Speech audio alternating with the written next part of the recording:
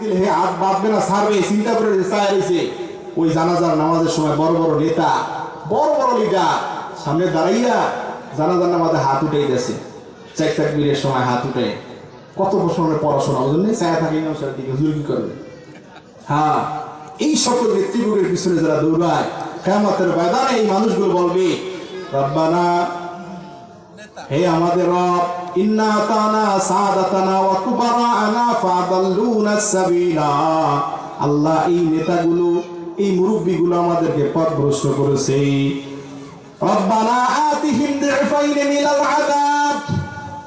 শুধু এই কথা বলেই ক্ষান্ত হবে না, যেই মানুষগুলা কারো কথায় বিপদগামী হয়ে যায়, যে সন্তানগুলো মুরব্বীদের গাইডলাইন না থাকার কারণে, সঠিকভাবে সন্তানগুলোকে দ্বীনের ইলম শিক্ষা না দেওয়ার কারণে সন্তানটা নাস্তিক, বেঈমান, নাফরমান হয়ে গেছে, এই সন্তানগুলো কিয়ামতের ময়দানে ওই পিতা মাতার উপরেও মামলা দায়ের করে দিবে।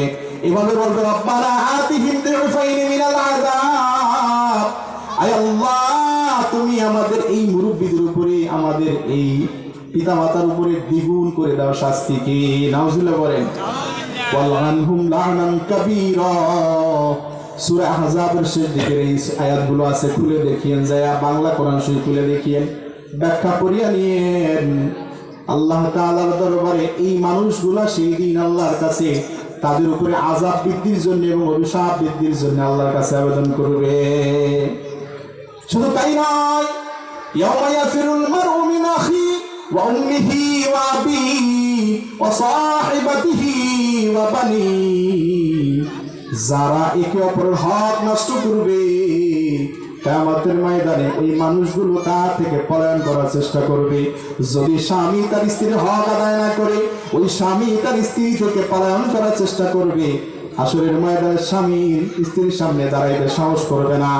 যদি স্ত্রী স্বামীর হক নষ্ট করে, ওই স্ত্রীও স্বামী থেকে ছুটে বেড়াইবে, দূরে দূরে দূরে থাকবে, ছুটে বেড়াইবে।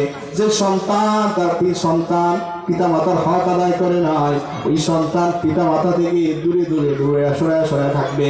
আবার যেই পিতা মাতা সন্তানকে দ্বীনের পথ দেখায় নাই, দ্বীনের শিক্ষাও দেয় নাই, এই পিতা মাতাগুলো সন্তানকে দেখে তারা দূরে দূরে পালাইবে। কেন? কারণ সে দুনিয়ার মধ্যে তার যে দায়িত্ব ছিল, সে দায়িত্বে অবহেলা করেছে।